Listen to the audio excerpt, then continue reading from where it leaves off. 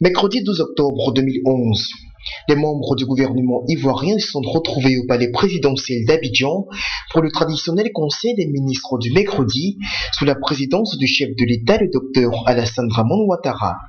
À l'issue de cette réunion de haut niveau, le porte-parole du gouvernement, le ministre de la Poste et des Télécommunications, Bruno Koné, a au cours des échanges qu'il avait avec les journalistes, donné les grandes lignes de ce conseil des ministres. Nous avons commencé par l'adoption de 2 projets de décret portant ratification de prêts. Donc un prêt pour la réhabilitation de centrales thermiques et la construction de nouveaux équipements en matière de production d'électricité. 25 milliards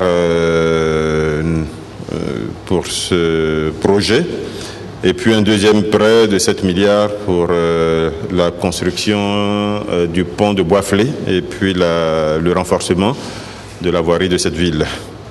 Nous avons eu en point suivant un long échange sur quelque chose qui est probablement pas très bien connu. C'est des réunions ministérielles communes avec des pays frères, et en l'occurrence ici il s'agit du Burkina Faso. Une telle réunion avait déjà eu lieu il y a quelques années avec le gouvernement précédent, et il s'agit donc de la deuxième réunion de haut niveau avec ce pays frère.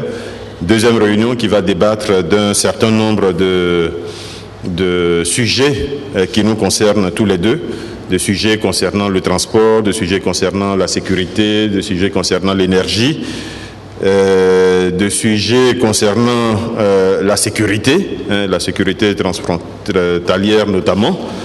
Donc cette réunion aura lieu au mois de novembre, exactement le 11 novembre. Cette deuxième réunion est prévue pour se tenir à Ouagadougou, et je pense qu'un grand nombre de ministres y seront, et peut-être même la totalité du gouvernement.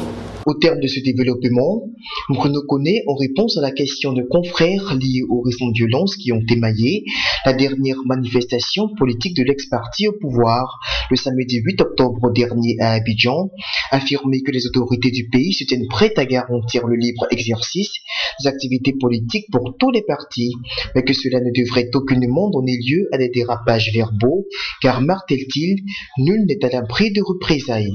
Si, il y a une chose à dire, c'est que, évidemment, les autorités ivoiriennes condamnent tous les actes de violence. Condamnent tous les actes de violence. Mais en même temps, nous sommes dans un pays de démocratie. Dans un pays de démocratie et de liberté. Nous souhaitons que tous les acteurs politiques en Côte d'Ivoire, tous les partis politiques en particulier, puissent exercer librement leur activité en Côte d'Ivoire.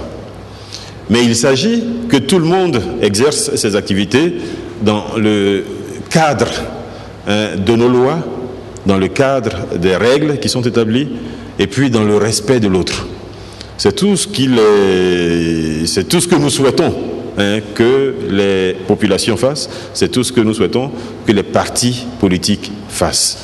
Mais quand je parle de violence, je dis bien que nous reprouvons tout ce qui est acte violent, mais nous reprouvons également tout ce qui est langage violent. Vous savez, personne n'est à l'abri d'une réaction, je dis bien d'une réaction violente par rapport à un premier propos violent lui-même tenu. Donc faisons attention à tout ce qui est dit. Évidemment, le gouvernement mettra tout en œuvre pour éviter les débordements, mettra tout en œuvre pour sécuriser les actions qui sont menées régulièrement par les partis politiques. Mais il est évident qu'il arrive des moments où le gouvernement lui-même ne peut pas mettre un policier derrière chaque manifestation, derrière chaque manifestant, pardon. Ne peut pas mettre un policier derrière chaque manifestant. Et ce que nous observons, c'est que certaines fois, des personnes réagissent à des propos qu'elles ont entendus auparavant et qui les ont agressés. Donc faisons attention. Je l'ai déjà dit en d'autres occasions, désarmons les cœurs, mais également désarmons les plumes et désarmons les langues. Notons que c'est à 12h30 que le Conseil des ministres a pris fin. Rendez-vous est donc pris pour le mercredi 19 octobre prochain pour une autre concertation gouvernementale.